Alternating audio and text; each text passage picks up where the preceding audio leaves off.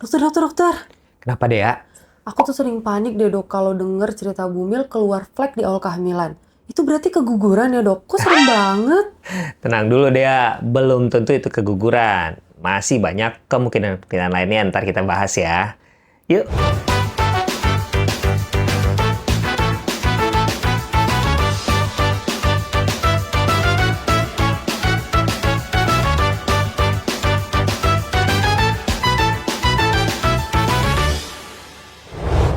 Hai Smart Moms Indonesia, welcome back to Dr. Niko Channel. Nah, kali ini kita akan bahas tentang perdarahan terutama di awal kehamilan. Nah, apa nih yang mau dia tanyain? Itu dok, emangnya muncul flek darah pas hamil tuh normal atau bahaya sih sebenarnya? Moms juga banyak kan nih yang mengalami perdarahan di awal kehamilan. Nah, sebenarnya nggak perlu takut sih, banyak banget penyebab-penyebab lainnya. Tetapi kita bahas satu-satu ya. Banyak juga moms yang merasa bahwa itu adalah bercak akibat penempelan embrio. Salah ya, karena penempelan embrio itu terjadi di 1 minggu sampai 2 minggu awal saja. Karena penempelan embrio itu hanya terjadi 1 sampai 2 minggu setelah ovulasi. Ingat ya, setelah ovulasi. Nah, kalau sudah nempel, bukan lagi karena perlekatan embrio atau implantasi embrio. Tetapi, ada hal lain. Nah, hal lain itu apa aja? Smart Moms harus mengerti dulu nih, anatomi dari organ ginekologi wanita. Nah, kita belajar biologi dulu ya. Jadi, ini adalah organ ginekologi wanita. Ini adalah rahim, ini adalah serviks, dan ini adalah vagina nih, yang seperti selongsong panjang.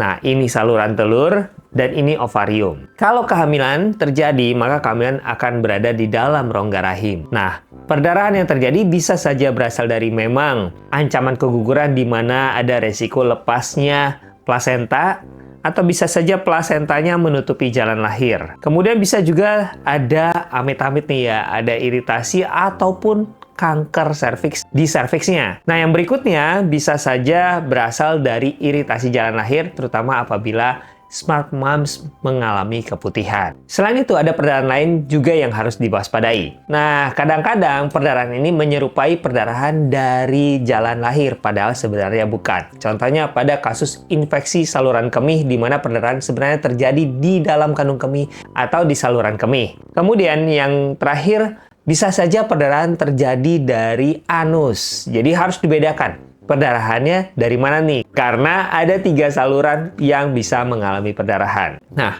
kalau Smart Mom sudah bisa menyingkirkan kemungkinan perdarahan dari saluran kemih ataupun dari saluran cerna, maka perdarahannya kemungkinan dari jalan lahir. Kita bahas satu persatu ya. Jadi, perdarahan tersebut memang harus dipastikan dulu ke dokter kandungan Smart Moms. Dengan cara apa? Dengan cara pemeriksaan inspeksi langsung, dan juga dengan USG, dan juga dengan inspekulo untuk membuka MISFI dan melihat sumber perdarahan dari mana. Apakah dari serviks, dari dalam serviks, atau dari iritasi dinding MISFI. Selain itu, USG juga sangat diperlukan untuk memastikan bahwa tidak ada plasenta yang menutupi jalan lahir ataupun plasenta yang lepas akibat ancaman keguguran. Oh gitu dok. Tapi gimana sih dok tanda-tanda flek perdarahan yang normal dan tidak normal? Cara kita taunya gimana? Nah, ini juga nih harus dipahami ya. Perdarahan selama kehamilan itu tidak ada yang normal ya. Jadi kalau sudah terjadi penempelan embrio, terjadi implantasi embrio, setelah itu tidak ada perdarahan yang sifatnya normal. Harus dicari sumbernya. Tapi Smart Moms nggak perlu khawatir. Yang harus Smart Moms waspadai apabila perdarahan itu terjadi di jalan lahir dan semakin lama semakin banyak. Dan disertai juga dengan kram perut bawah atau nyeri perut bawah. Bisa jadi itu adalah ancaman keguguran. Semakin nyeri perutnya, maka akan semakin berbahaya. Semakin banyak perdarahannya, juga akan semakin berbahaya. Jadi, apa yang harus Smart Moms lakukan kalau terjadi perdarahan? Nah, kalau perdarahannya masih flek-flek, Smart Moms nggak perlu khawatir dulu. Smart Moms bisa lakukan bed rest total. Lalu, yang paling penting hubungi dokter kandungan Smart Moms agar bisa diberikan obat-obat tambahan lainnya seperti obat-obat untuk menghentikan perdarahannya. Terus dok, kalau muncul gejalanya kita harus gimana?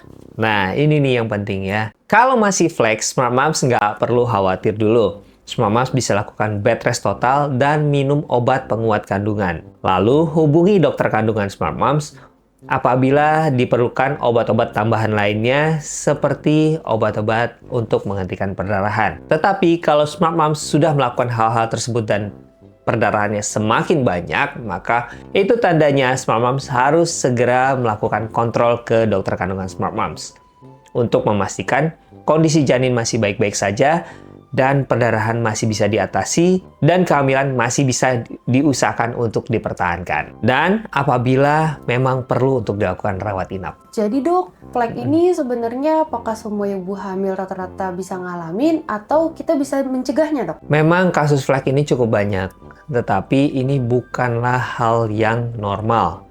Ingat ya, ini bukan hal yang normal. Jadi jangan menormalisasi adanya flek di dalam kehamilan ataupun perdarahan di dalam kehamilan. Untuk menghindari terjadinya ancaman keguguran ini, Smart Moms harus memahami bahwa setiap kehamilan itu berbeda-beda. Setiap ibu juga berbeda-beda.